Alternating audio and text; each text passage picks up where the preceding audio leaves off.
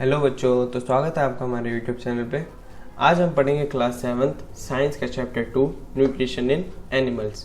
हमने चैप्टर 1 में nutrition in plants पढ़ा था, तो हमें यह तो पता चल ही गया होगा कि न्यूट्रिशन क्या होता है।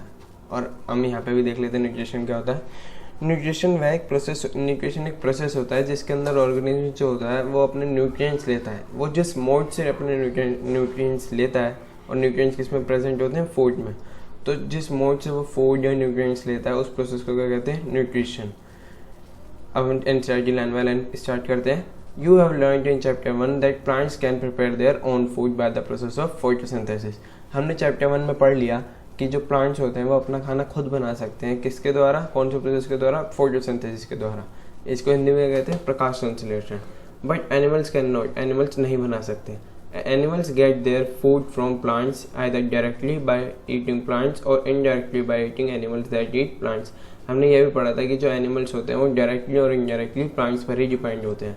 डायरेक्टली भी प्लांट्स पर डिपेंड होते हैं और इनडायरेक्टली कैसे होते हैं? या तो वो प्लांट्स खाएंगे तो डायरेक्टली होगा, और इनडायरेक्टली वो उन एनिमल्स को खाते हैं जो खुद प्लांट्स खाते हैं। ठीक है। Some animals eat both plants and animals. कुछ ऐसे एनिमल्स होते हैं जो प्लांट्स और एनिमल्स दोनों खाते हैं, उन्हें कहते हैं omnivores. Recall that all organism including humans require food for growth, repair and functioning of the body. हमने पढ़ा था कि ऑल ऑर्गेनिज्म, जितने भी ऑर्गेनिज्म होते हैं, including human beings, recall that all organism including humans require food for growth, repair and functioning of the body. सारे organism को क्या चाहिए होता है? न्यूट्रिएंट्स चाहिए होता है। किस चीज़ के लिए? ग्रोथ के लिए, और repair and functioning of the body के लिए। न्यूट्रिएंट्स किस में पाया जाता है? फूड में। रिपेयर जैसे कि सेल्स, जो हमारी बॉडी के सेल्स होते हैं, अगर वो उनको कहीं से कोई डैमेज हो गई हो तो वो उसे रिपेयर करने में हेल्प करते हैं। Animal nutrition includes nutrient requirement, mode of intake of food and its utilization in the body. हम एनिमल न्यूट्रिशन को 3 प्रकार में बांट सकते हैं। इंक्लूड मतलब 3 चीज़ों में ये चीज़ एनिमल न्यूट्रिशन बटा हुआ है।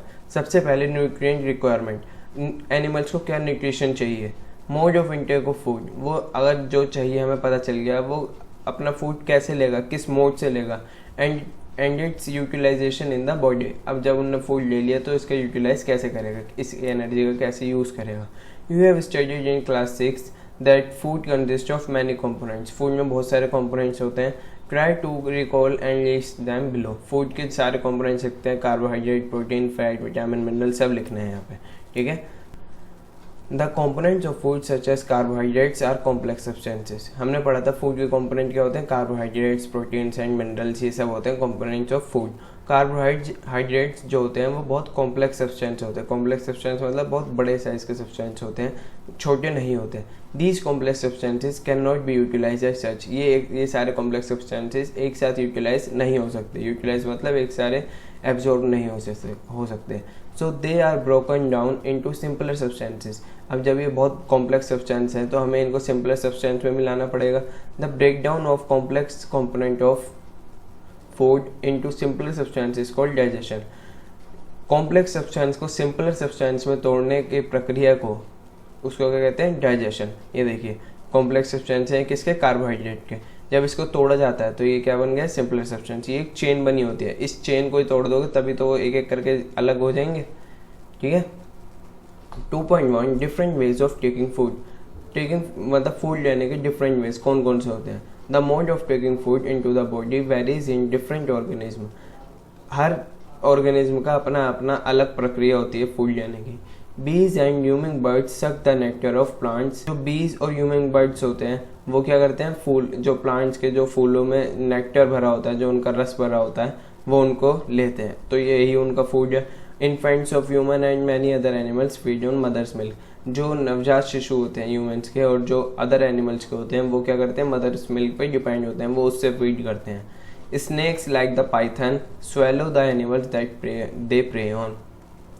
जो स्नेक्स होते हैं जैसे कि पाइथन, अजगर होता है, वो स्वेलो मतलब वो निगल जाता है। किसको? एनिमल्स को। प्रे अपॉन का मतलब है जिसका वो शिकार करता है, वो उस एनिमल्स को खाता नहीं, मतलब जैसे चबाता नहीं है, वो डायरेक्ट पूरा निकल जाता है।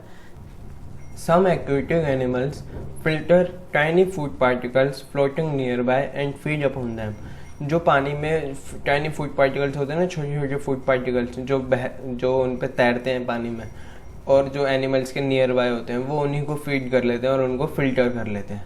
एक्टिविटी 2.1 हमने मतलब इसमें ऊपर ये देख लिया है कि सब ऑर्गेनिज्म का अलग अलग मोड होता है फूड लेने का। Activity 2.1 what is a type of food and made mode of feeding of the following animals.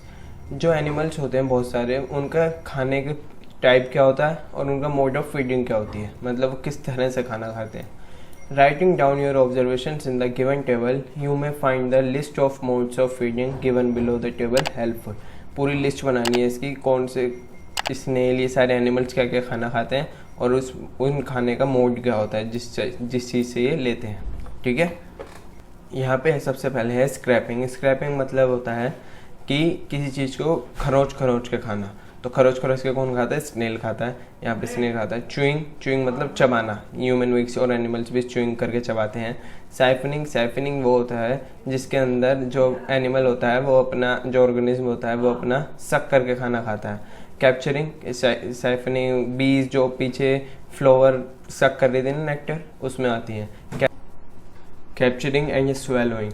Capturing and swelling मतलब होता है पकड़ के उसे निगल जाना। ये काम कौन करता है? सांप करते हैं, स्नेक्स करते हैं।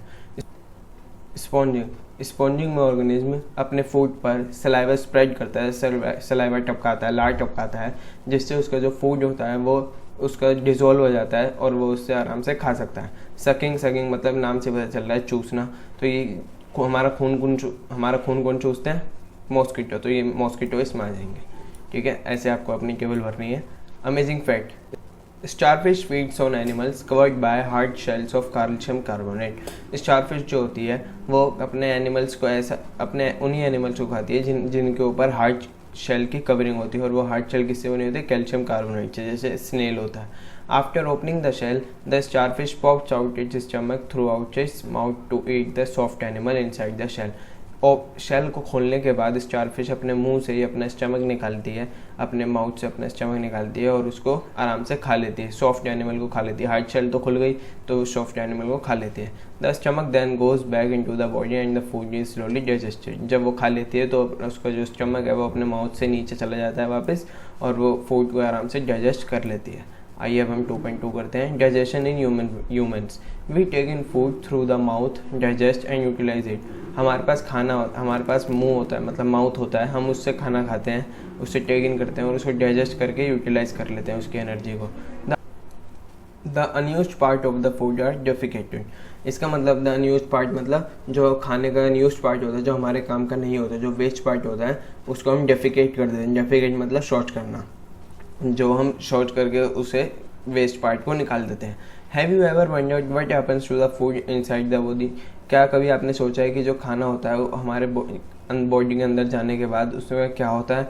The food passes through a continuous canal which begin side the buccal cavity and at side the anus. Canal मतलब यह होता है कि एक तरह से पूरी की पूरा लाइन, पाथवे जिसे कहते हैं। जो सबसे पहले फूड कहाँ पे जाता है? कंटिन्यूअस कनाल बन जाती है। किसके द्वारा? सबसे इसकी ओपनिंग कहाँ पे होती है? बक्कल कैविटी से, और इसके एंड कहाँ पे होता है? एनस पे। तो इस फिगर में देखिए, ये होती है बक्कल कैविटी और ये होता है anus.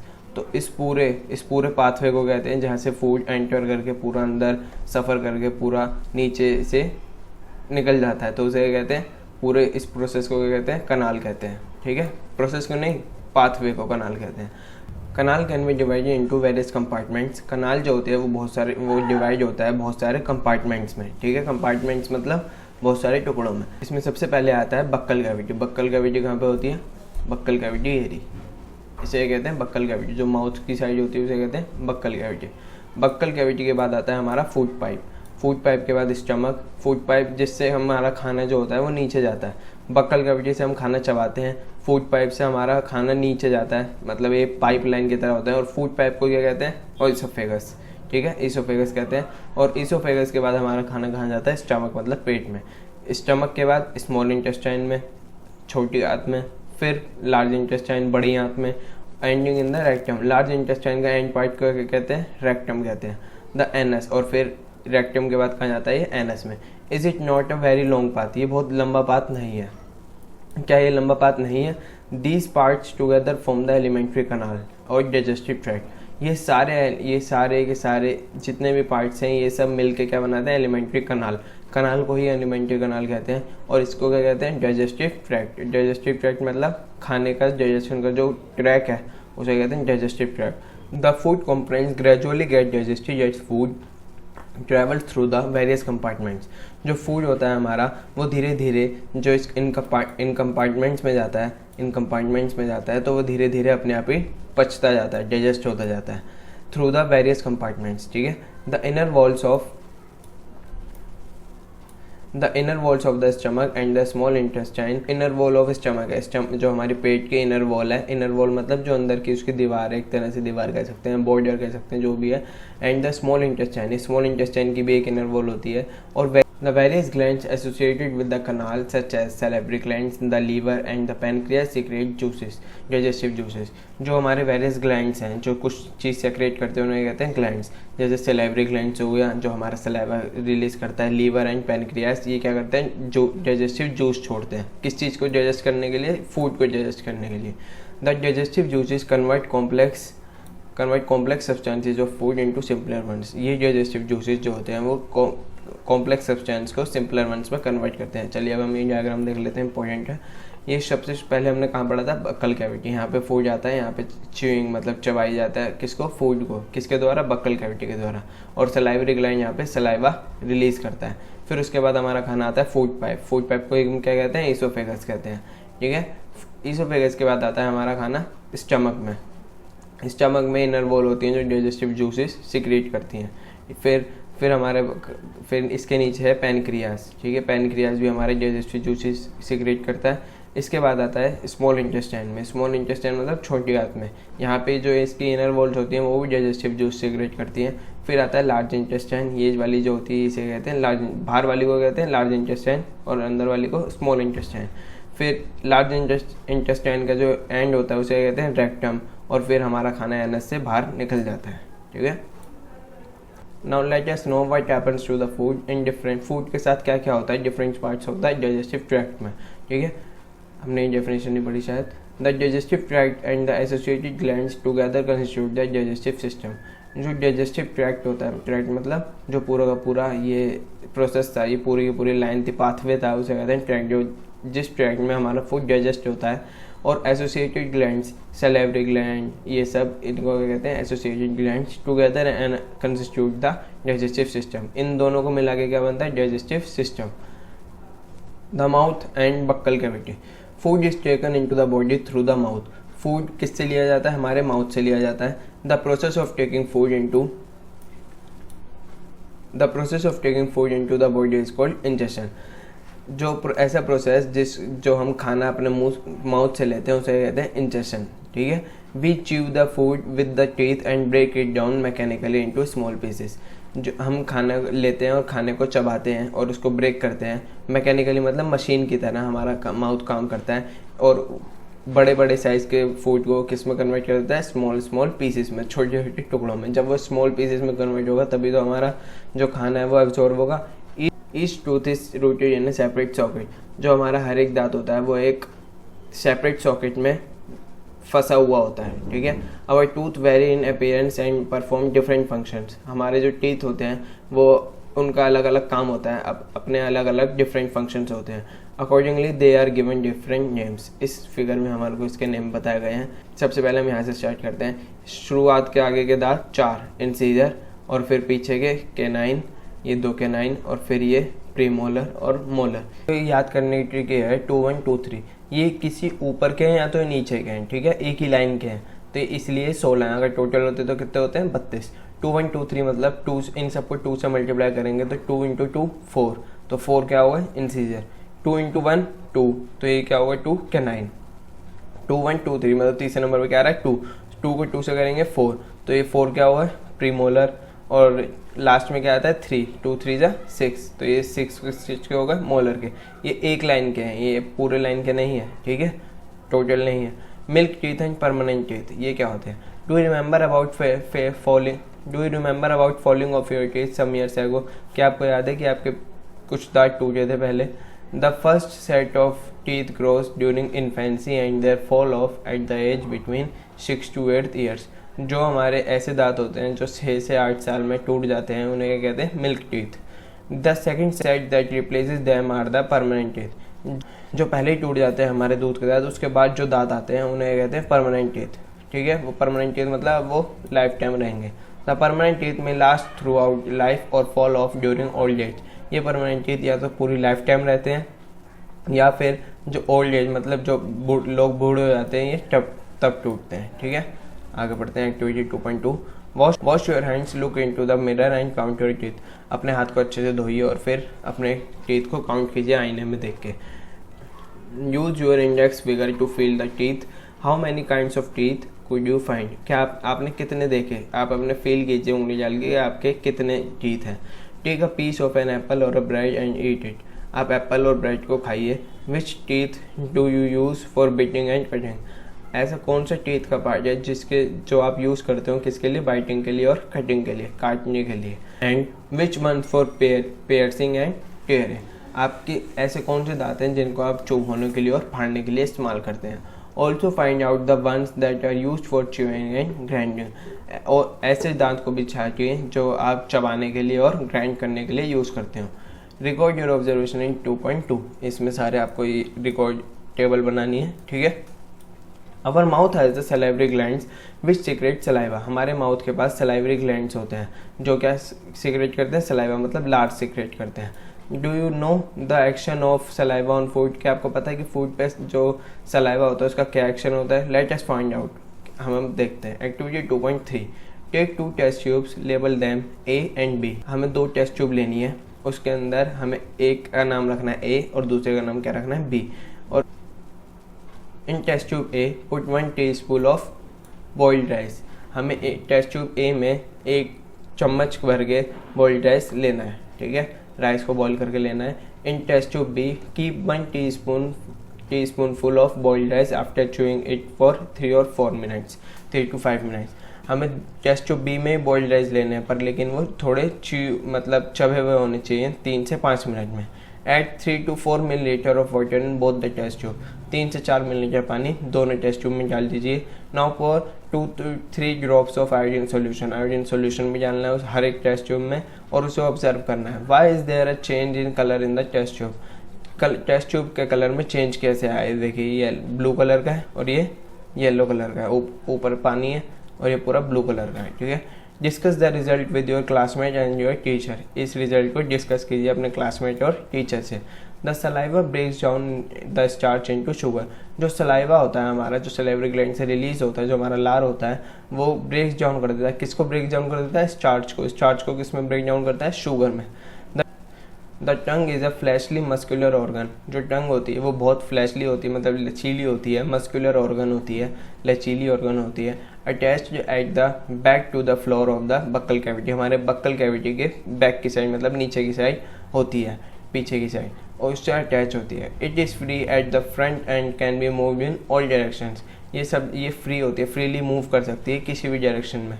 Do you know the function of the tongue. क्या आपको पता है कि हमारी जो जीभ होती है उसका फंक्शन क्या होता है। टंग मतलब जीभ। We use our tongue for talking. ये यहाँ पे फंक्शन ऑफ द टंग है, यहाँ पे आंसर क्वेश्चन आ सकते हैं। We use our tongue for talking. सबसे पहले हमारी जीभ का इस्तेमाल किस चीज़ के लिए होता है, बोलने के लिए। Besides, it mixes saliva with the food during chewing and helps in swallowing food. उससे पहले जो हमारा खाना होता है ये उसे सलाइवा में मिक्स करती है।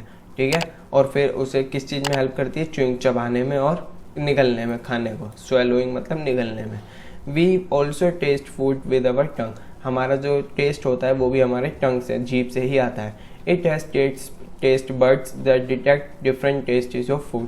यह इसके जीभ के ऊपर बहुत सारे टेस्ट बर्ड्स होते हैं जो हमारे खाने को डिटेक्ट करते हैं कि ये कौन सा टेस्ट है। ठीक है, we can find out the position of taste buds by the following activity. ये सारे जितने भी बर्ड्स होते हैं ये क्या होते हैं, टेस्ट बर्ड्स होते हैं। अब हम एक्टिविटीज देखेंगे कि ये सब कहाँ होते हैं और इनका फंक्शन क्या क्या होते हैं। ठीक है, sweets and tooth decay. Normally bacteria are present in our mouth but they are not harmful to us. हमारे माउथ में बहुत सारे बैक्टीरिया होते हैं पर लेकिन ये हार्मफुल हमारे लिए नहीं होते। However, if we do not clean our teeth and mouth after eating, many harmful bacteria also begin to live and grow in it. हमारे मुंह में बैक्टीरिया तो होते हैं पर वो ज़्यादा हार्मफुल नहीं होते, परंतु अगर हम खाने के बाद हम उस अपनी टीथ को अच्छे से नहीं धोएंगे तो जो हार्मफुल बैक्टीरिया होते हैं वो रहने लग जाएंगे, उसमें सर्वाइव करने लग जाएंगे और वहीं रहेंगे और ग्रो करते रहेंगे। इसी को कहते हैं कीड़ा लगना। This bacteria breaks down the sugar present from the left over food and release acid. जो हमारे खाने में शुगर होती है वो उसको ब्रेक कर लेते हैं और उसको किस में कन्वर्ट कर देते हैं, एसिड में, ठीक है, और वो रिलीज कर देते हैं। The acids gradually damage the teeth, this is called tooth decay. जो हमारा एसिड्स होता है जो वो रिलीज करते हैं वो हमारे टीथ को डैमेज कर देता है, उसे टूथ डिके होता है, मतलब टूथ टूट जाता है। जैसे ये टूथ में कीड़ा लग जाता है, जैसे ये देखिए टीथ है, ये हल्का हल्का इसमें ये कीड़ा लग गया, अब यहाँ पे छेद हो गया, ठीक है।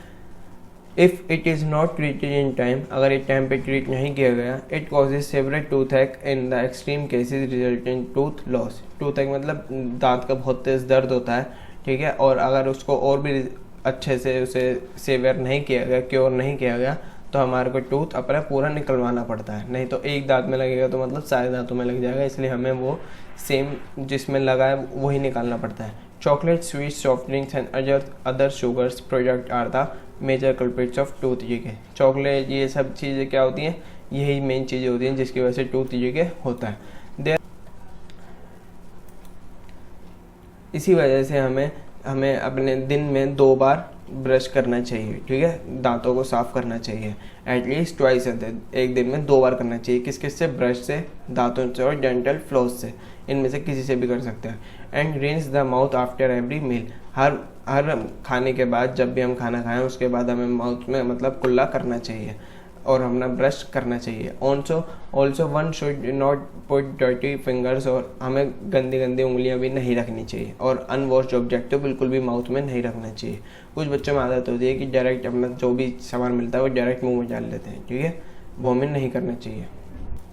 Sometimes when you eat in a hurry, talk or laugh while eating, you may cough, get hiccups or a choking sensation. जब आप खाना खाते हैं, जल्दीबाजी में खाना खाते हैं और खाना खाते खाते बीच में बोलते हैं, हंसते हैं, तो आपको कफ मतलब खांसी हो सकती है, हिचकी आ सकती है और दम, एक तरह से दम घुट सकता है, ठीक है। This happens when food particles enter the wind pipe. ये कब होता है, जब हमारा जो खाना होता है वो हमारा विंड पाइप मतलब जो जिससे हम सांस लेते हैं उसमें चला जाए। The wind pipes carries air from the nostrils to the lungs, it runs adjacent to the food pipe. Food pipe के एडजेसेंट ही ये काम करता है, जहाँ पे फूड पाइप और वहीं पे विंड पाइप, ठीक है। फूड पाइप के न जाने की जगह वो विंड पाइप में चले जाता है खाना, और जो विंड पाइप होता है ये एयर को कैरी करता है, कहाँ से, नोस्ट्रिल से, हमारे नाक से। नाक के जो छेद होते हैं ना, नथने, उन्हें कहते हैं नोस्ट्रिल्स, और ये कहाँ तक लेके जाता है, लंग्स तक। But inside the throat air and food share a common passage. ये गले के अंदर जो एयर पाइप, जो विंड पाइप होता है और जो फूड पाइप होता है वो दोनों एक ही जगह होते हैं। Then how is food prevented from entering the wind pipe. तो फिर जो हमारा खाना होता है वो हम उसे कैसे बचाएंगे विंड पाइप में ना जाने से। During the act of swallowing, a flap like valve closes the passage of the wind pipe. जब हम खाना खाते हैं, जब हम उसे खाना निगलते हैं, तो विंड पाइप के ऊपर एक ढक्कन लाइक स्ट्रक्चर, वाल्व ढक्कन लाइक स्ट्रक्चर जो होता है वो उसे विंड पाइप को ढक लेता है, ठीक है। If by chance food particle enter the wind pipe, we feel choked and get hiccups और कफ। अगर बाई चांस कभी कभी फूड पाइप विंड पाइप में चला भी जाए तब हमें खांसी, हिचकी और कफ होती है, ठीक है। आया करते हैं, चलिए अब हम एक्टिविटी 2.4 से पार्ट 2 में करेंगे, ठीक है। अगर आपको हमारी वीडियो पसंद आई हो, आपको अगर सब समझ आया हो पार्ट 1 में, तो इस वीडियो को लाइक, शेयर एंड सब्सक्राइब करना ना भूलें। Okay, bye.